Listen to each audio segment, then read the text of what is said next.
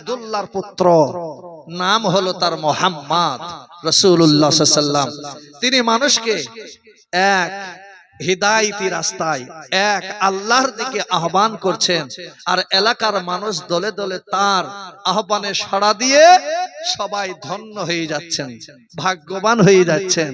এই বলে তিনিও মনে মনে চিন্তা করলেন, তাহলে ইনি সেই আখিরি জামানার পয়গম্বর। উনি মনে মনে চিন্তা করলেন, এই পরামর্শটা আমার চাচার কাছে করি। মুহাম্মাদের কাছে যাবার আগে আমার চাচার সঙ্গে আগে ওনার মত নেই, এই সম্পর্কে কি ওনার অভিমত। যুবক নওজোয়ান চাচার কাছে গিয়ে বললেন, চাচা আমি যে কোনো কাজ করি আপনার বিনা পরামর্শে করিনি, পরামর্শ নিয়ে সেই মোতাবেক কাজ করি। তাহলে আপনার কাছে একটা কথা জিজ্ঞাসা করতে চাই। বলে কি?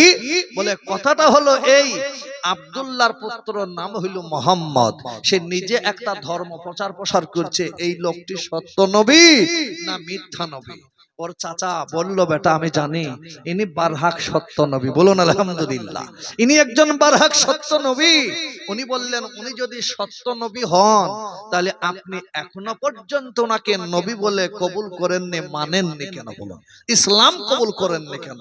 এর চাচা বলল, বেটা মুহাম্মদকে যদি আমি নবী বলে স্বীকার করে নেই তাহলে আমার নেতৃত্ব চলবে না, এলাকার মানুষ আমাকে নেতা বলে মানবে না, অতএব মুহাম্মদের ধর্ম মানব না, মুহাম্মদকেও মানতে রাজি নয়। এই কথা বলার সঙ্গে সঙ্গে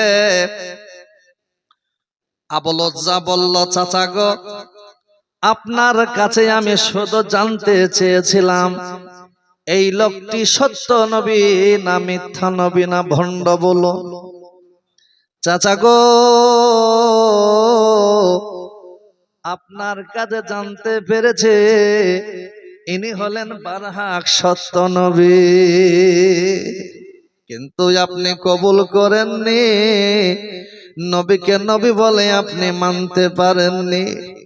আজকের দিনে আপনাকে সাক্ষ্য রেখে বলি, আপনি নবীকে না মানতে পারেন, কিন্তু সঠিক জিনিসের সন্ধান পাওয়ার পরেও আমি আবু লজ্জা কখনো নবীকে আর ছাড়তে রাজি নই।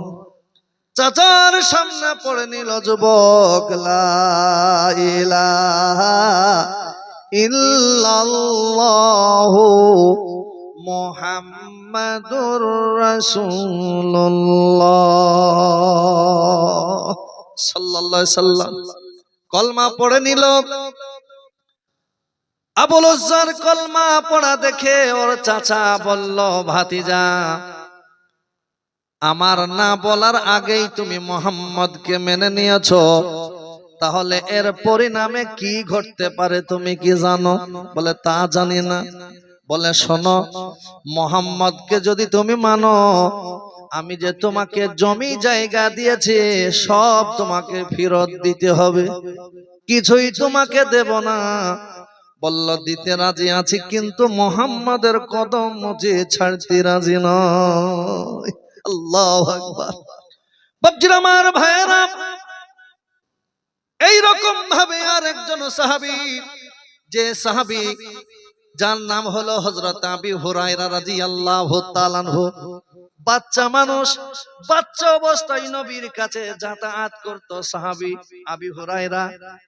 বুখারীর মধ্যে সবচাইতে যিনি বেশি হাদিস বর্ণনা করেছেন, যার হাদিস সবচাইতে বেশি গ্রহণযোগ্য, ইনি হলেন হযরতে আবু হুরায়রা। এই আবু হুরায়রা আল্লাহর নবীর কাছে যাতায়াত করত, কিন্তু তার মা ছিল একজন মুশরিকা, একজন মূর্তি পূজারক। নবীর কাছে যাতায়াত করার কারণে মা নিজের সন্তানকে দুইটি চর মেরে বলল, বেটারে ওই মুহাম্মদের বাড়ি ছাড়বি, না হলে আমার বাড়ি তোকে ছাড়তে হবে। আমরা এক ধর্মের মানুষ, আর মুহাম্মদের কাছে যাস তার মানে? বেটা বলল, মা তুমি যদি আমাকে মারো এতে আমার কোন রকমের অসুবিধা নাই, বাড়ি যদি ছাড়তে বলো বাড়ি ছেড়ে দিব, কিন্তু আমার মুহাম্মদের কদম মুছে আমি ছাড়ব না, মুহাম্মদকে ছাড়ব না। তোমার বাড়ি ছাড়ব বটে, আমার নবীজির কদম মুছে ছাড়ব না। এই আবু হুরায়রা দৌড়তে দৌড়তে আল্লাহর নবীর কাছে গিয়েছে। নবীর দোয়া কেমন কবুল হয় দেখুন। নবীর কাছে গিয়ে কাঁদে। আল্লাহর নবী বাচ্চা মানুষের কান্না দেখে জিজ্ঞাসা করলেন, আবু হুরায়রা কেন তুমি কাঁদো? তোমার চোখে পানি কেন? বলো আবু হুরায়রা। আবু হুরায়রা বলে, ইয়া রাসূলুল্লাহ, আমার মা আমাকে মেরেছে নবী, আমার মা আমাকে মেরেছে।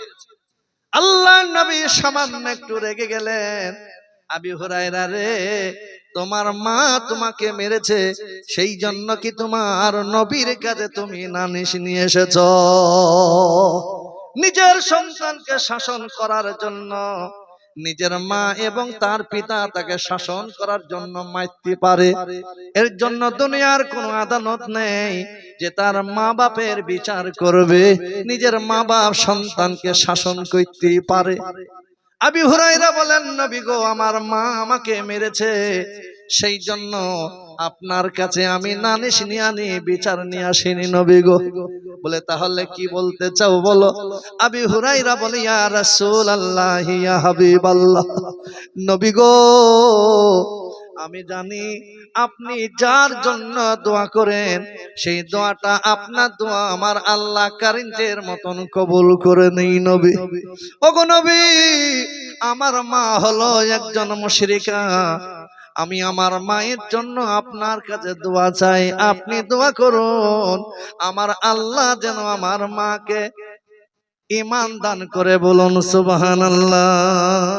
আল্লাহর নবী আবু হুরায়রার কথায় এত খুশি হয়ে গেলেন, এত সন্তুষ্টি হলেন, আল্লাহর নবী সঙ্গে সঙ্গে দোয়া করে দিলেন। আল্লাহর কাছে দোয়া করলেন, আল্লাহুম্মা আবি হুরায়রা ইয়া উম্মি, আল্লাহ আমি আবু হুরায়রার মায়ের জন্য দোয়া করে তাকে তুমি হিদায়াত দান করো। এই বলে যেমন নবী আমার দোয়া করেছেন, আবু হুরায়রা এবার দৌড়তে শুরু করে দিয়েছেন। সাহাবায়ে কিরামগণ আল্লাহর নবীর সাহাবী আবু হুরায়রার পেছনকার জামা টেনে ধরেছে, আবু হুরায়রা তুমি তো একজন ভদ্রলোক মানুষ, তুমি তো দৌড়াদৌড়ি পছন্দ করো না, তাহলে তুমি দৌড়তে দৌড়তে যাচ্ছ, নিশ্চয়ই কোনো জায়গায় ইসলামের বিরুদ্ধে জিহাদ হচ্ছে। আবু হুরায়রা বলেন, আমি লড়াই হচ্ছে না, আমি আল্লাহর নবীর দরবার থেকে আসছি, আমার নবী আমার মায়ের জন্য দোয়া করেছে, আমি দৌড়তে দৌড়তে যাচ্ছি, এই জন্য আমি দৌড়তে দৌড়তে আগে বাড়ি পৌঁছে যাচ্ছে, আমার আল্লাহর নবীর দোয়া আগে বাড়ি পৌঁছে যাচ্ছে, এইটা দেখার জন্য আমি দৌড়তে দৌড়তে যাচ্ছি। আবু হুরায়রা বলেন, আমি দৌড়ে বাড়ি চলে গেলাম, যাওয়ার পরে তার পূর্বে মা অনেক অনুশোচনা করেছে, মা অনেক অনুশোচনা করেছে। আমার সন্তান আবু হুরায়রা আমার অন্য কারো কাছে যায় না, একজন আদর্শবান মানুষের মুহাম্মাদের কাছে যায়। এই রকম ভাবে অনুশোচনা করার পরে বাড়িতে আসে। আবু হুরায়রা বলেন, আমি বাড়ি গিয়ে একবার ডাক দিলাম মা, সঙ্গে সঙ্গে ভিতর থেকে আওয়াজ আসলো, বেটা আবু হুরায়রা দাঁড়া বেটা, আমি তোর জন্য দরজাটা খুলে দিয়েছি। আবু হুরায়রা বলে, আমার মায়ের এই যে আওয়াজটা শুনলাম, এই আওয়াজটা শুনে আমি বুঝতে পারলাম আমার আল্লাহ পাক আমার মাকে হিদায়াত দিয়েছে। বলুন সুবহানাল্লাহ। আল্লাহর নবীর দরবারে গিয়ে মায়ের কলমা পড়ে মুসলমান করলেন। বলুন আলহামদুলিল্লাহ। অনুরূপ ভাবে আবু লুজ্জা 18 বছর বয়স যুবক, বেটাকে বলল, চাচা বলল, ভাতিজারে তুমি যদি মুহাম্মদকে মেনে নাও, আমি তোমাকে যা জমি জায়গা দিয়েছি সব তোমাকে ফেরত দিতে হবে, কিছুই তোমাকে দেব না। ভাতিজা বললেন, চাচা মুহাম্মদকে মানার কারণে আপনি যদি আমার জমি জায়গাগুলো নিয়ে নেন দিয়ে দিব, এতে আমার কোনো আপত্তি নাই, কিন্তু সঠিক সন্ধান নবী মুহাম্মদুর রাসূলুল্লাহকে যখন পেয়েছি আর আমি ছাড়তে রাজি নই। বলে শোনো, শুধু তাই নয়, তোমার পরনে যে জামা কাপড় গুলো আছে এগুলো আমার টাকার কিনে দেওয়া, এগুলো তুমি ফেরত দাও, তোমাকে জামা কাপড় পর্যন্ত কিছুই দেব না। আবুল উজ্জা কান্না করতে করতে নিজের শরীরের সমস্ত বস্ত্রগুলো সে খুলে দিল, জামা খুলে দিল, লুঙ্গি খুলে দিল। 18 বছরের যুবক উলঙ্গ হয়ে গেল। উলঙ্গ হয়ে কান্না করতে করতে মায়ের দরজার কাছে হাজির হয়ে গেল। মায়ের দরজার কাছে গিয়ে মায়ের দরজায় গিয়ে আঘাত দিয়ে বলে, মা। সন্তানের আওয়াজ পেয়ে মা সঙ্গে সঙ্গে দরজার খিড়কি খুলে দিল। সন্তানের দিকে তাকাইয়া দেখে মা পেছন ঘুরে তাকাইয়া বলে, বেটা বলো যা, এরকম কেন তোমার অবস্থা বলো। মাকে বলে, মা গো, সঠিক সন্ধান নবী মুহাম্মদুর রাসূলুল্লাহকে মানার জন্য আমার চাচা জমি জায়গা এমনকি আমার পরনের কাপড়গুলো পর্যন্ত খুলে নিয়েছে। মা বললেন, বেটা আমার কাছে তুই কি চাস বল। মাকে বলল, মা গো, আমি তেমন কোনো জিনিস চাই না, শুধু আমার শরীরকে একটু আবৃত করার জন্য একটু কাপড় চাই। ঘরের মধ্যে গেল মা, যাওয়ার পরে একটা কম্বল নিয়ে এসে 2 টুকরা করে নিজের সন্তানকে দিয়ে দিল।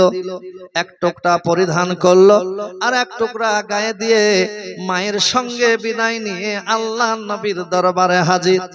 সাহাবাই কিরামগণ বসে আছেন। সাহাবাই কিরামগণের ভিতরে সাহাবী গিয়ে পেছনে বসে গেল।